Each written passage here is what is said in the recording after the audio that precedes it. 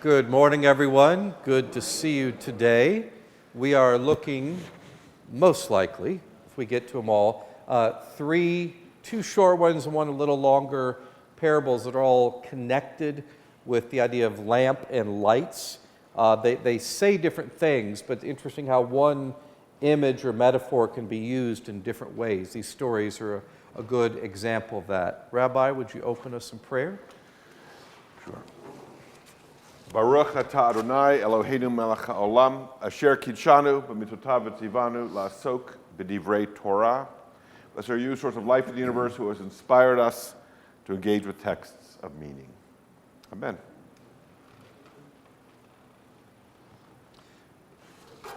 Aaron and I talked, rather than just parachute right in, as he put it, I want to give a little bit of context, and then we can let him parachute in anyway.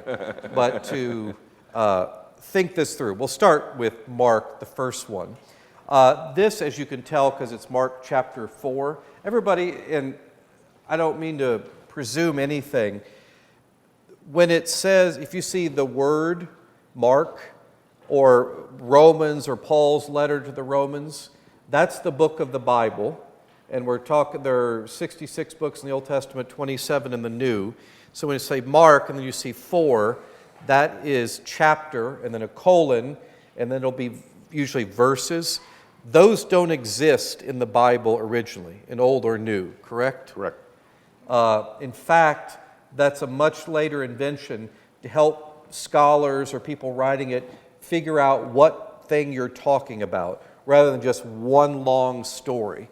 But it is helpful. But there are some almost unnatural divisions, like ideas that are linked together that occur in separate chapters. So be mindful of that. But if you want it, like Mark chapter 4, verses 21 through 25, that's what that means. Charles? Approximately, when was this done? The creation of chapters.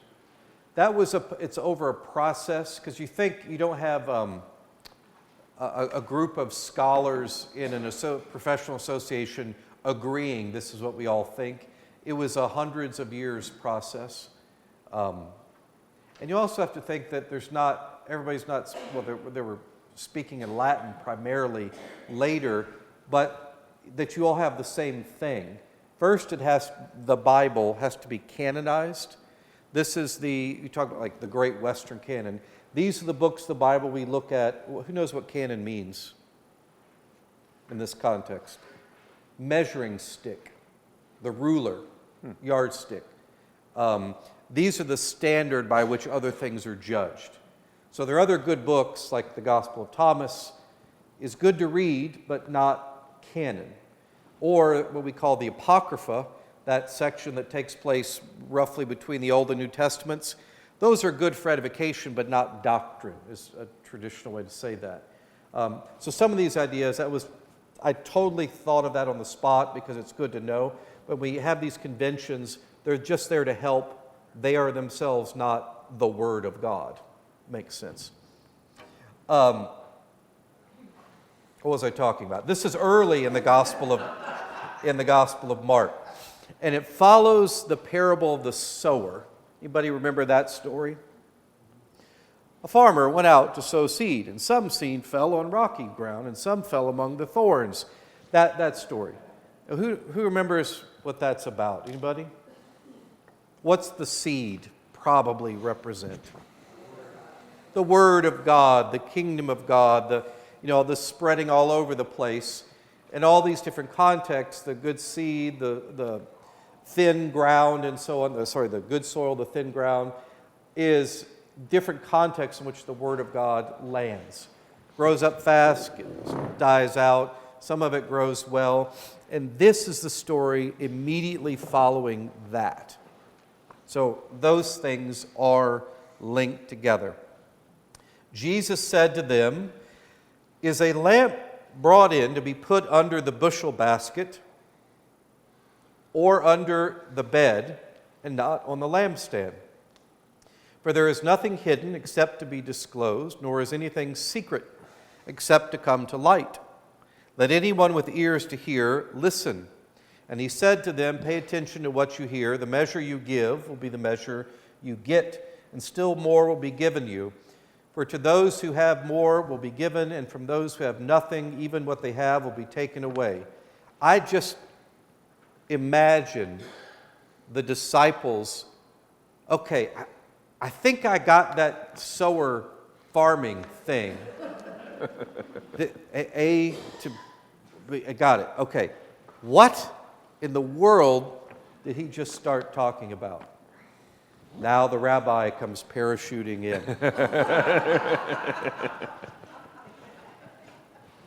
I want to, before I parachute in, as it were, before I speak, let me say this. Charles, you were asking when was the text made official, right? Or the verses, the numbering system put in. In the Jewish tradition, the Masoretes created the Masoretic text, which is the authentic, or authoritative is a better word, authoritative version, is between the 7th and 10th centuries.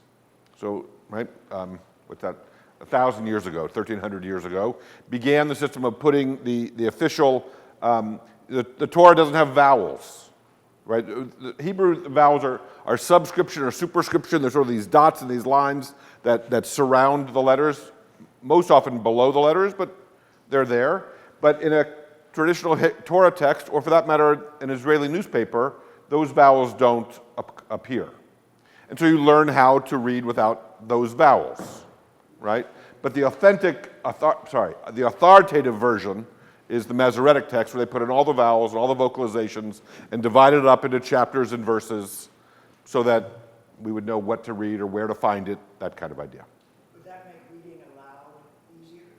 Yeah, so typically when you prepare for public Torah reading, you work from a text with the vowels such that you're prepared to publicly read the text without the vowels. Right. So we do them side by side as we're preparing a text for public reading. Right.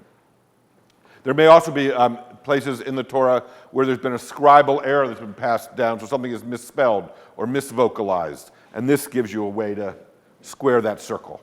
Does that make sense? Okay. Parachuting into this particular parable.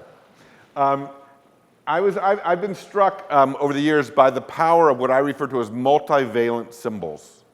And it's just a fancy way of saying symbols that can represent more than one thing, such that when we see a candle, or we see water, or bread, or wine, particularly in a religious context, we can be certain that those are symbolic of something else, but they're multivalent. And so you may see in the light something, in the candle light, something that the next person overdoes it. You see understanding or inspiration, and someone sees the representation of God, or whatever it might be. These symbols are laden with these meanings. And so when we come upon the idea about a lamp, we all understand what a lamp does, and we all understand the metaphor of how truth could be like a light, or right, what we have to share will elucidate various things. And so it's not an unfamiliar metaphor of using a lamp here, or using a candle or something else of the sort. But look carefully at what happens between, in this case, we don't have all the verses here, but between the first 3 lines and then the second half of the 3rd line.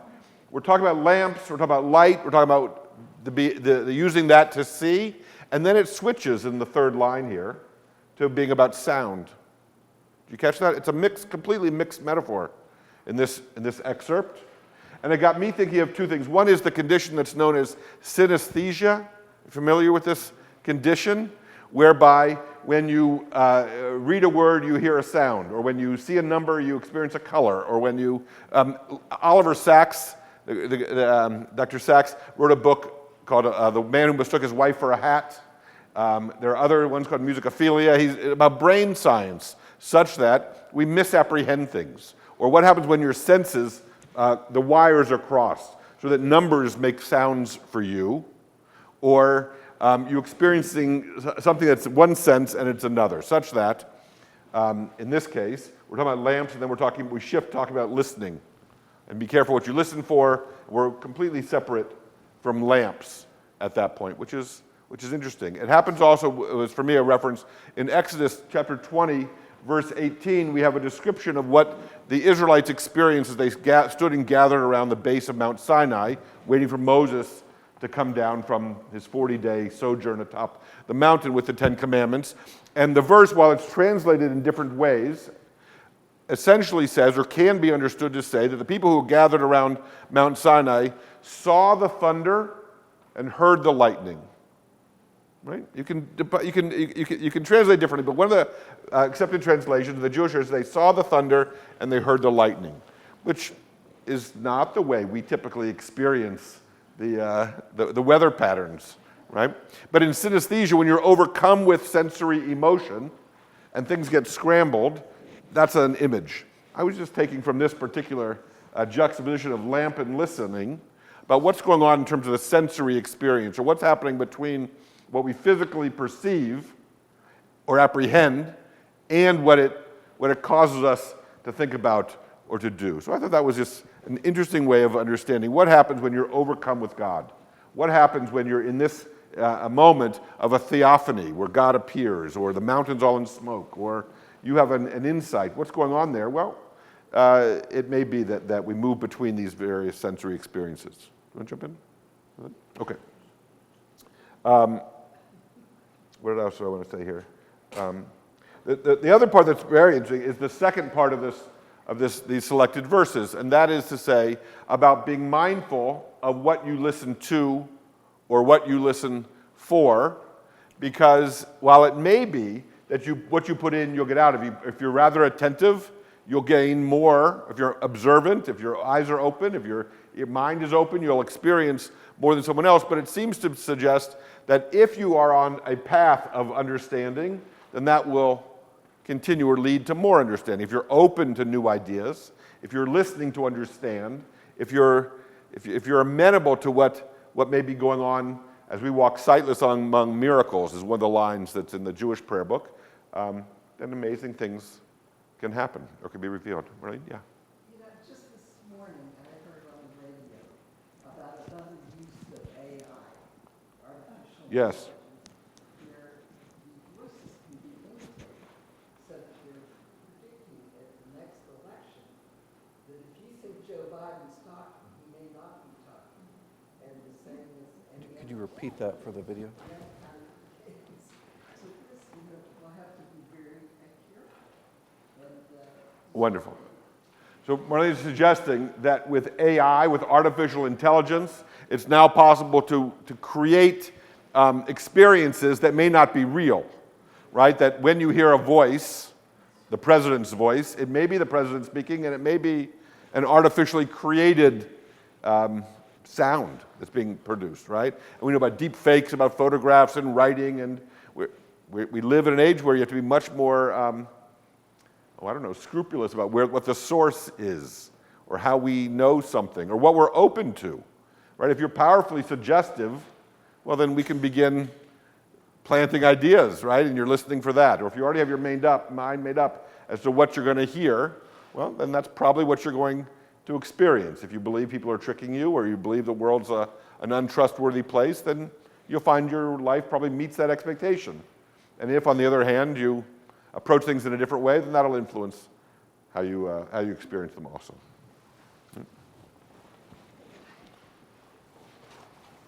We don't really plan this. We talk for 5 minutes before. What are you going to talk about? Okay, we can talk about this or that. And it feels like old-fashioned, we're wrestling. Okay, we'll tag each other. Now you go for a while, now I'll go.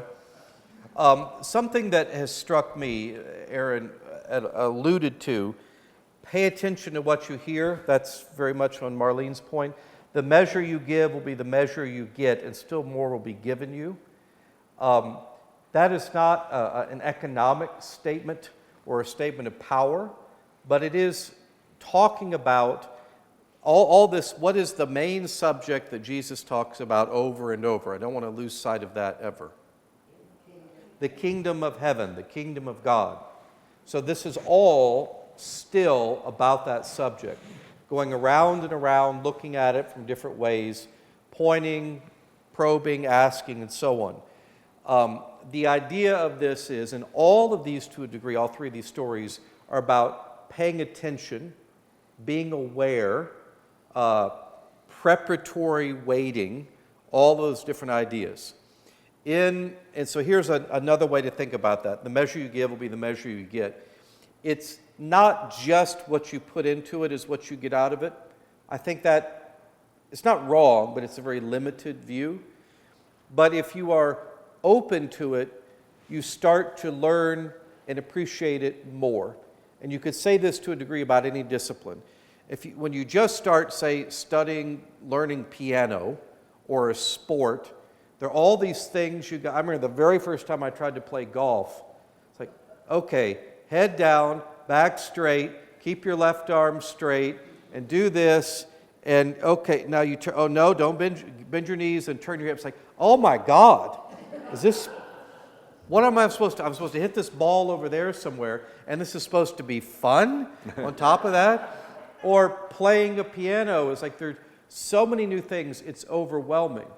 But if you stick with it, whatever the discipline may be, you start to, those other things that are very complicated at first become natural, and then you become much more aware of, say, what you're playing, or is the piano in tune, or what it sounds like or feels like, or all these other things. The depth grows. You could take a similar idea in a relationship. When you first start dating and get to know one another, it's great, but if you have been married 10 years or 50 years, the depth and variety of love can be qualitatively different than if you just met and he's really hot or she's really great or whatever it may be.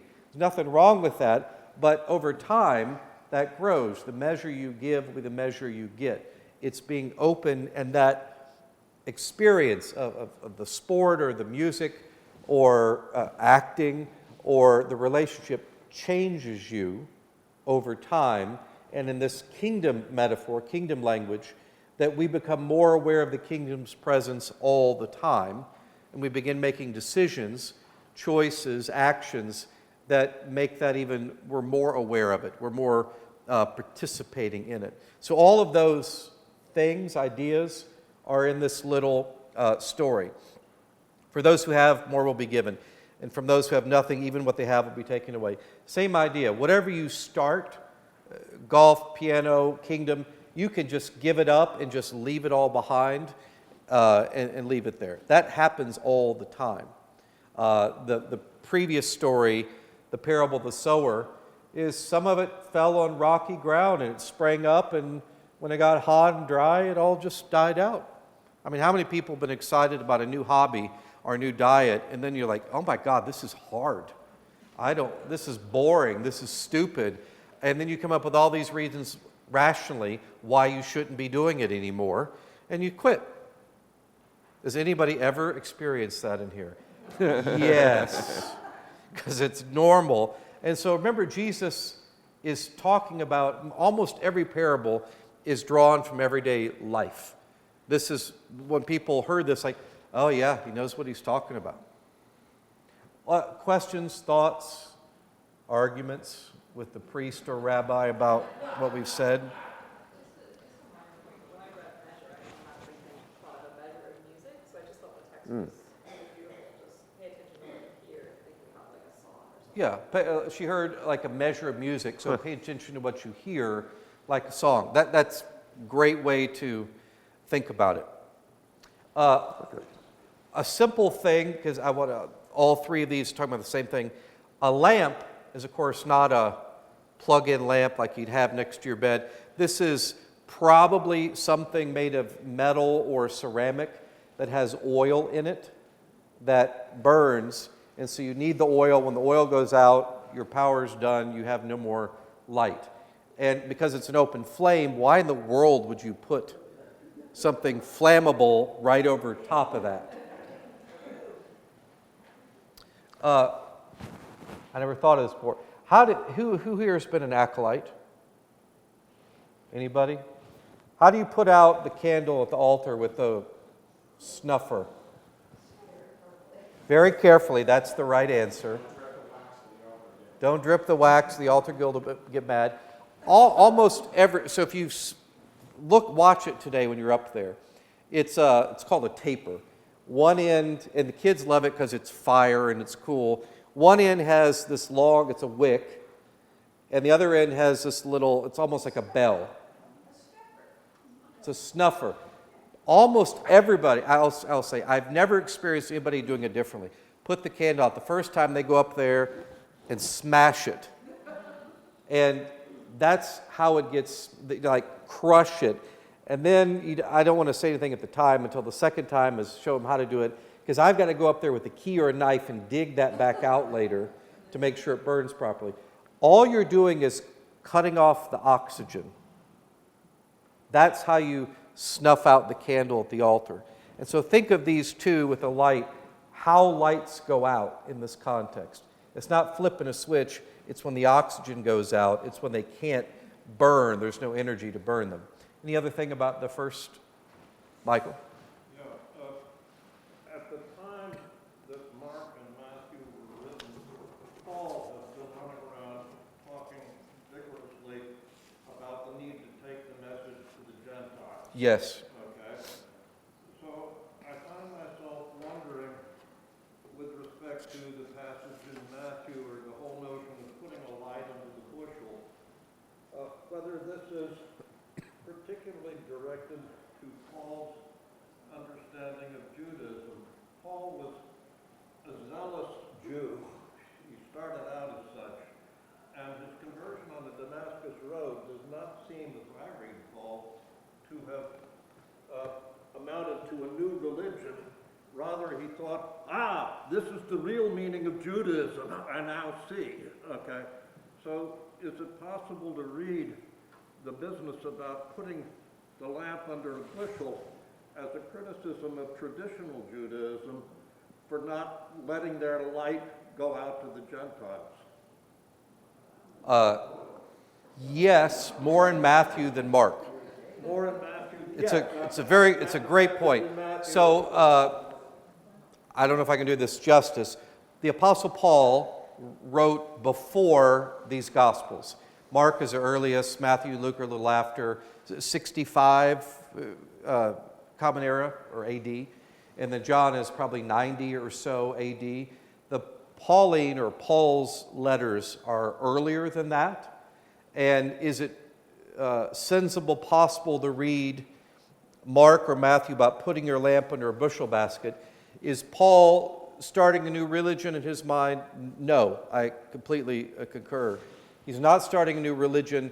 In fact, this is the fulfillment of Judaism. And so a city built on a hill is also used within Judaism. Israel is the city on the hill. You're to be a light to the world. You're the chosen people. And yes, God loves everybody, but this message, covenantal relationship of love, has come through you. And so for Paul, and to a degree, I would argue more Matthew than Mark, that Judaism, you're not doing it as well as you could. And so here's a way that you can do it even better or more fully. I would say yes, Paul. That doesn't mean that he makes heathen the Jews or says your covenant is canceled. I don't think he says that. But that you have erred and strayed from God's ways. You haven't been faithful. And you could say, well, the entire Hebrew Bible is all the ways the Jews have not been faithful to God's covenant, but yet God is. By extension, have the Christians been faithful to God's covenant? About as well or as poorly as the Jews, I think is is that reasonable? And you've also failed. But the idea is this is how we live it out. What Paul, I think, is really doing. Paul was a Jew and a Roman citizen, had this experience of Jesus and was converted through this.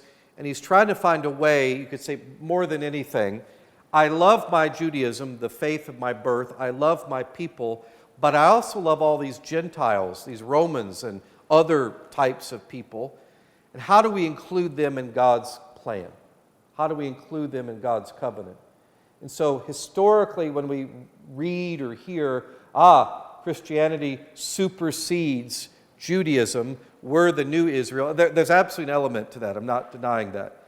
But I don't think that's Paul's main objective, to supplant, replace, get rid of. How do we include all these other people in that covenant because it's so beautiful and wonderful that everybody should be invited to that party. And you could say the celebration, banquet, feast, great dinner, that's one of the main images for heaven. And it's all throughout, particularly the Gospels. Jesus went to a party, or he had supper with his friends, or he had dinner at this place. It's either big, grand things, or they can be intimate, but it's a celebratory aspect. And Paul wants to invite everybody to that. That's not necessarily, huge shocker, different people have different opinions on this. Mark is the oldest. Matthew takes Mark and probably another source and then adds his own stuff. Matthew tends to see the world in an either or. Either or. Sheep and goats. The elect, chosen, or everybody else. Yay, my good team, and oh, the horrible other team. That tends to be, it's a generalization, but more or less true. And so in Matthew, it tends to be a little bit more like your point. Mark, slightly less so. See how those, and this, by the way, in Matthew, anybody knows what is right before this? The Beatitudes.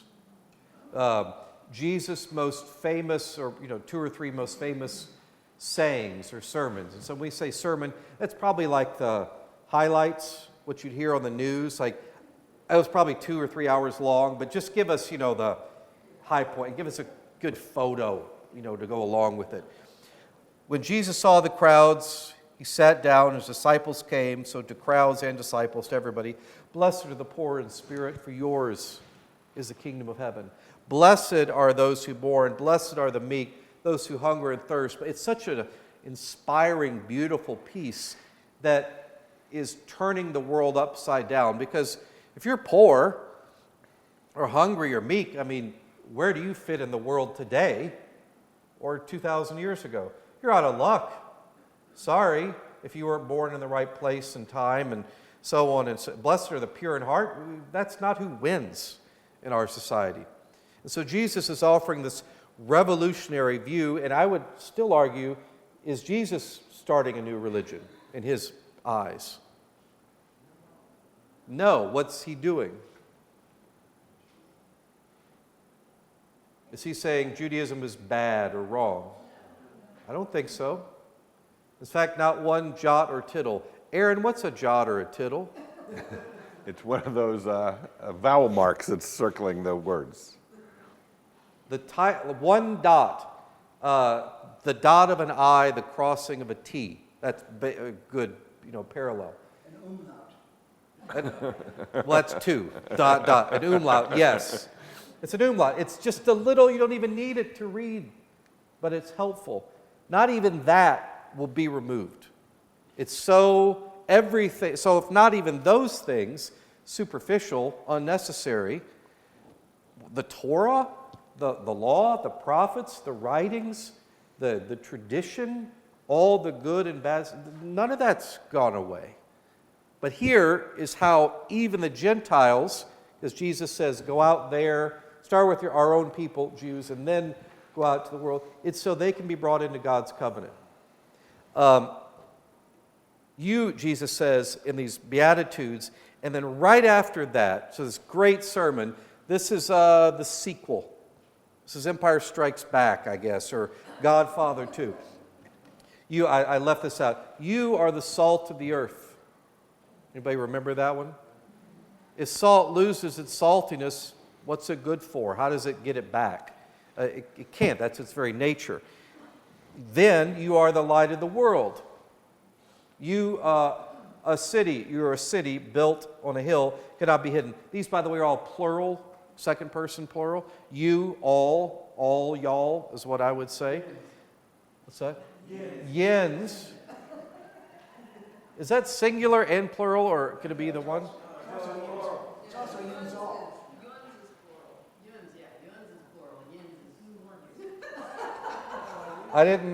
That's a helpful local color, history, and grammar lesson altogether. Y'all, you all can be singular or plural. Right. You just have to know.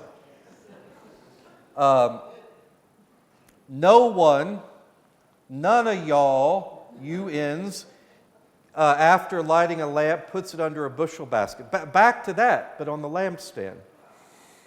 And it gives light to all in the house. So that light goes out to the house, the world, goes out everywhere.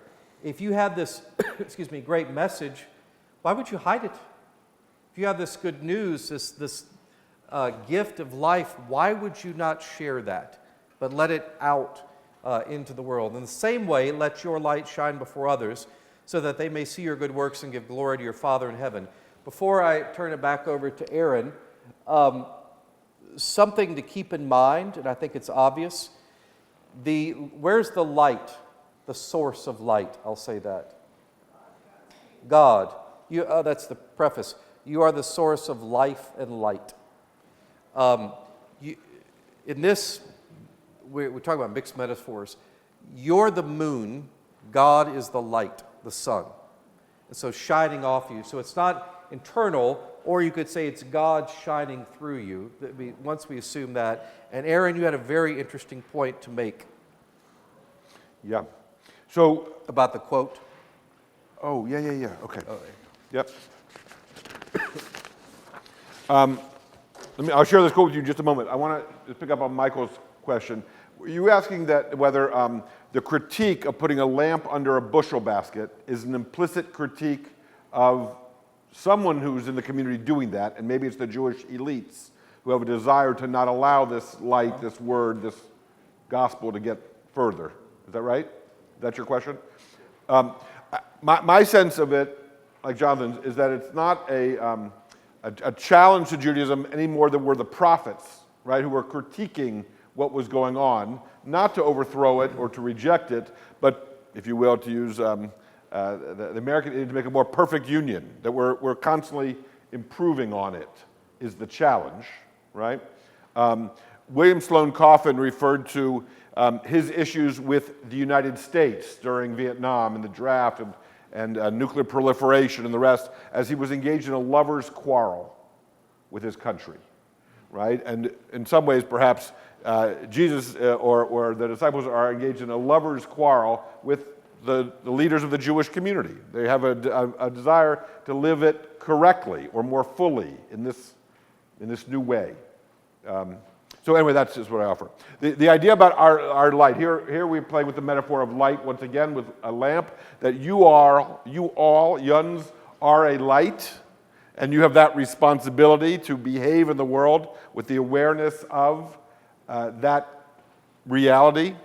Jewish tradition suggests that the idea that human beings were created in the divine image is one of God's greatest gifts to us, but it's our awareness of having been created in the divine image that's even the greater gift, our awareness of it.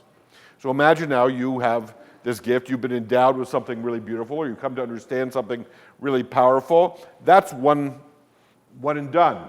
But if you can embody this or take it on or understand what it means for you, much like we were saying in recent classes that what you believe is interesting, but what your beliefs lead you to do is significant. If you understand yourself to be an emanation of God, an ambassador for God, an emissary in the world on behalf of God, that you represent God in the world, well, that's a fascinating way of understanding what that light is. And we play with this all the time. There's a divine spark within each one of us, or the light in his eyes has gone out, or we use this image of light. If it's from a divine source and you are one of the emanations of, or a representative of that divine light, well, that puts an enormously significant responsibility in each of our hands, right? And in some ways, I made a note that as much as we're calling this a parable because we're working with this kind of image, it's a theology, right? It's just not a recipe for what you need to do in order to merit the kingdom, or what it is that the kingdom is by way of description. It seems to me that this is an active piece of theology, which is to say that part of your job, part of your responsibility in the world is to recognize that you are a light source, and that comes from God. Here's a quote from Marion Williamson. It's often attributed to Nelson Mandela. I've quoted it in Mandela's name, but evidently it's from Marion Williamson's 1992 bestseller book. She writes, Our deepest fear is not that we are inadequate. Our deepest fear is that we are powerful beyond measure. It is our light and not our darkness that most frightens us. We ask ourselves, who am I to be brilliant, gorgeous, talented, fabulous? Actually, who are you not to be? You are a child of God. Your playing small does not serve the world. The idea that we are God's light is just such a beautiful way of understanding. We sort of internalize that. We have a sense of that. That theology is sort of, I call it sort of folk theology. We've so embodied it now, the idea that in the human face or in where God's hands and feet and all these other metaphors emanates from, that's a nice verb, emanates from this very image. But that keeps it at a distance to a degree. Say more. What I'm thinking, what does our American society say who you are? What are you? What does the media refer to people, particularly talking about the economy? You are consumers. Are you a voting bloc? Do they ever say on any form of media, you are a beloved child of God? No. What else? What does the world say you are? You're a statistic. Whoever said, Marlene, excellent. You're a statistic. You're a number. Do you really matter? Not really. And think of what Jesus is saying, or this author is saying in the Gospel of Matthew with this Beatitudes. All you people who don't matter, poor, whatever category of other, women, orphans, widows, poor, underpowered, underserved, underrepresented, whatever it is, you matter. In fact, you're first in line for the kingdom. People never heard that stuff before. Even within Judaism, anytime, it's great to have a revolution, but then you got to govern, and it becomes corrupt after that. So what we're seeing is the revolutionary stage of this type of Judaism that was later called a type of Christianity, wrestling with the static. Judaism is beautiful, but it's gotten tired in certain aspects, so we're challenging that. And part of this is not just the leaders. The Christian church has the exact same issues today, but not just the leaders, but everybody has access to this, is an important point. And everybody here that you think wouldn't matter, you, in fact, are the most important.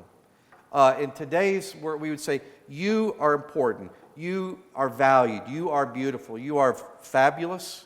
That's the word that comes to mind when I think of you. Fabulous. You and me both.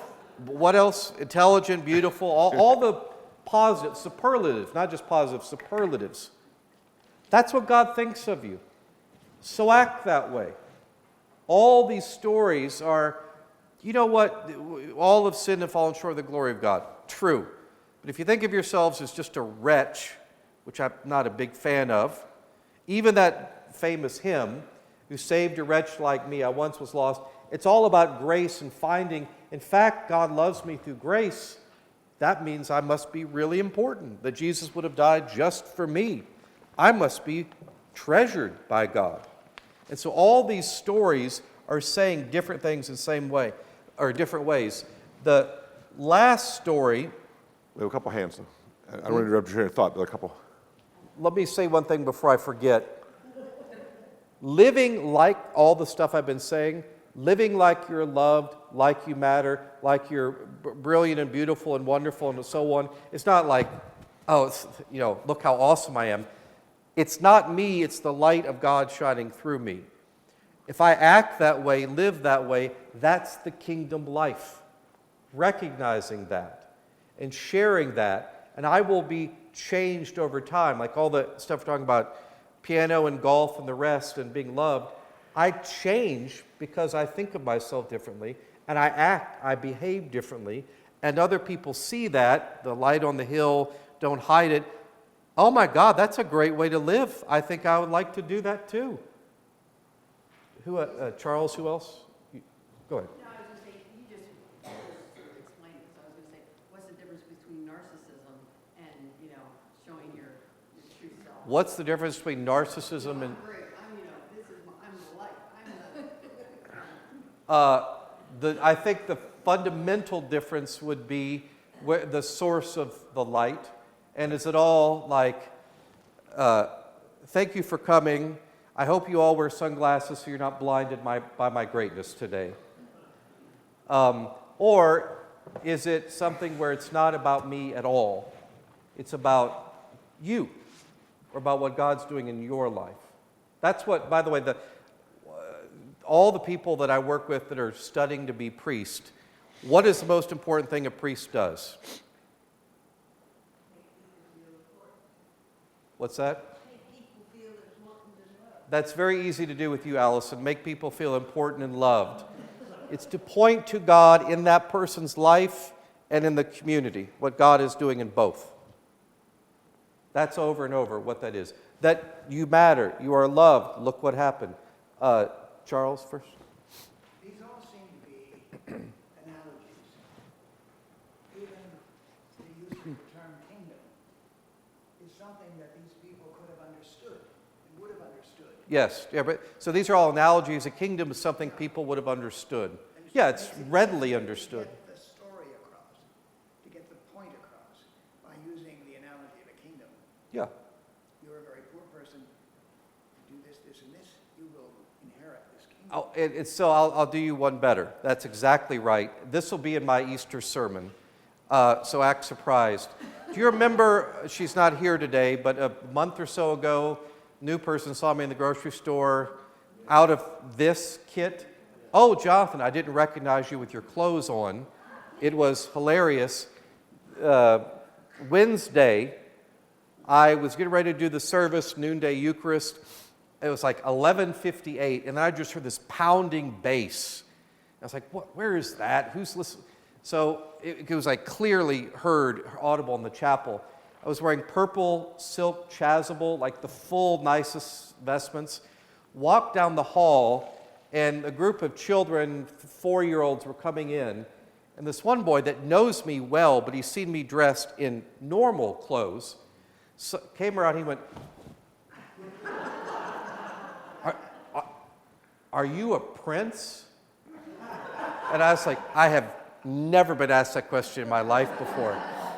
But I was trying to get my mind, and I had all these things clever, and I just smiled and walked away. And I thought about that, so I completely pitched the sermon I had prepared and talked about that. But yes, I am.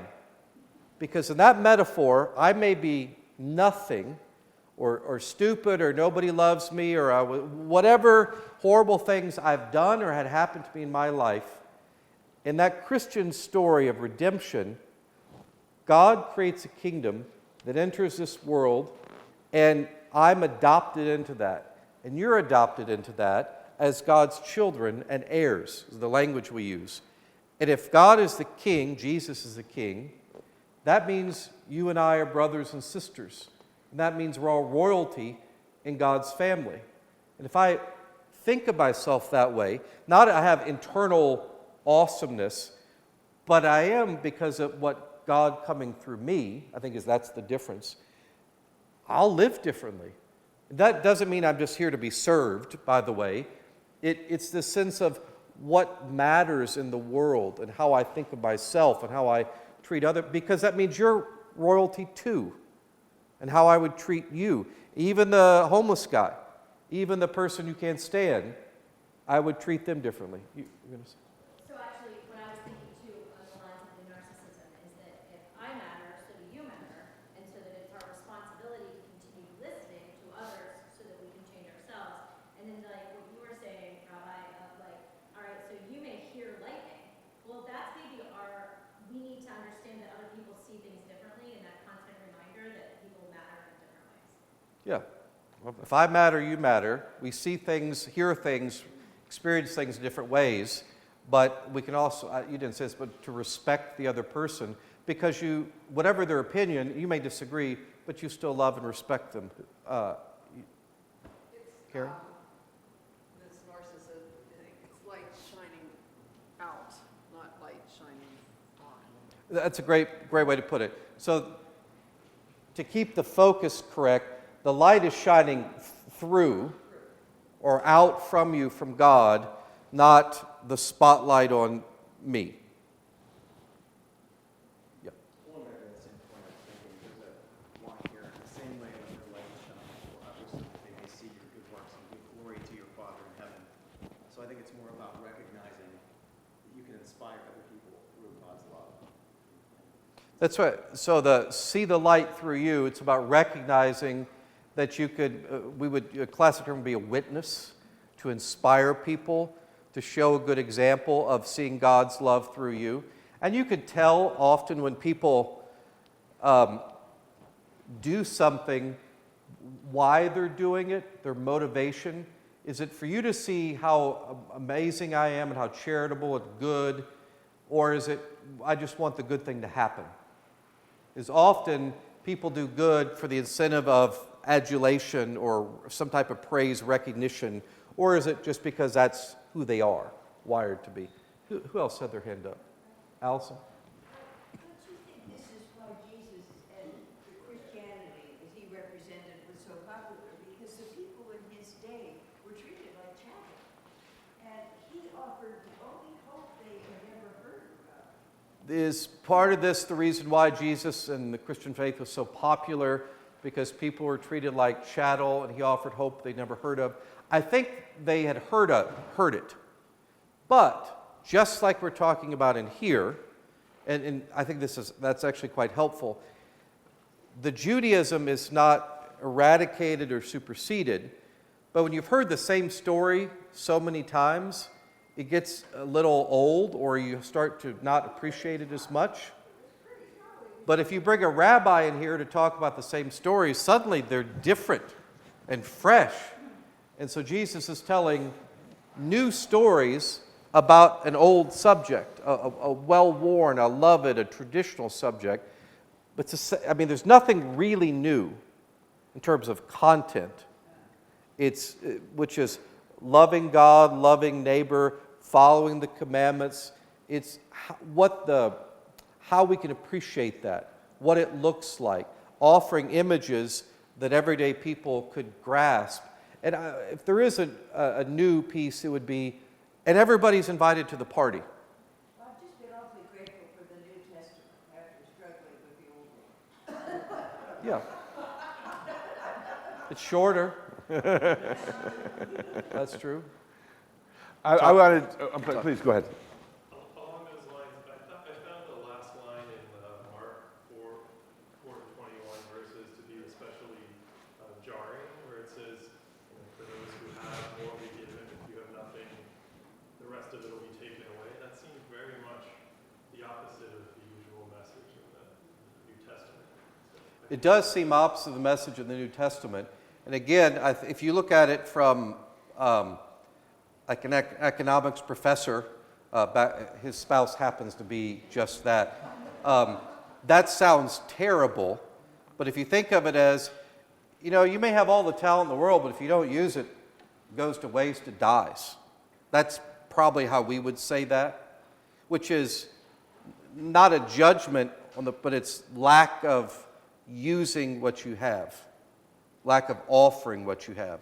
Not you're a horrible person, so it'll be taken. If you don't use your muscles, they atrophy. That's just a description rather than a prescription. Aaron? Yes, I was going to say, I don't know your name. Yes, Julia. When you suggested that if I'm worthy, then you're worthy, right? Or I owe respect to your opinion. I want to say a little bit, I would expand that just a bit. I want to suggest that all of the various truths that we each experience is necessary for having a complete picture of what's going on, right? It's not simply, I believe, that it's not simply that I have an opinion and you have an opinion and both are worthy of our mutual respect so much as we need both opinions in order to understand the larger truth. That's my sense of what's going on. So it's not just that we owe each other respect, we're dependent upon each other.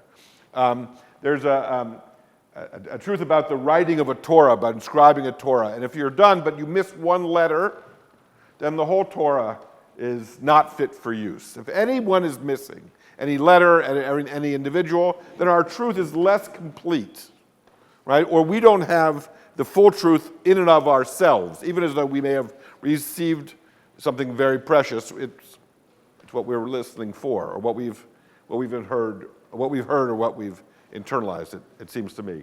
The other I was going to say about for those for who have nothing more will be taken from them is made me think of, if you've ever bounced a check, which is to suggest you don't have sufficient funds, and then they fine you. I don't have sufficient funds to cover the check.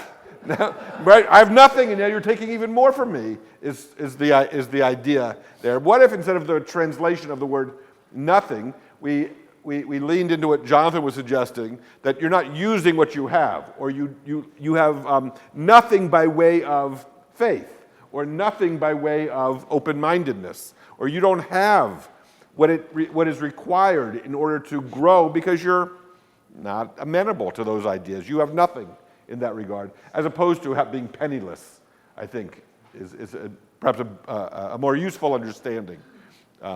If we don't bring any goodwill to our encounter with the person with whom we disagree, well, you're going to find that you're even more estranged when you're done, right?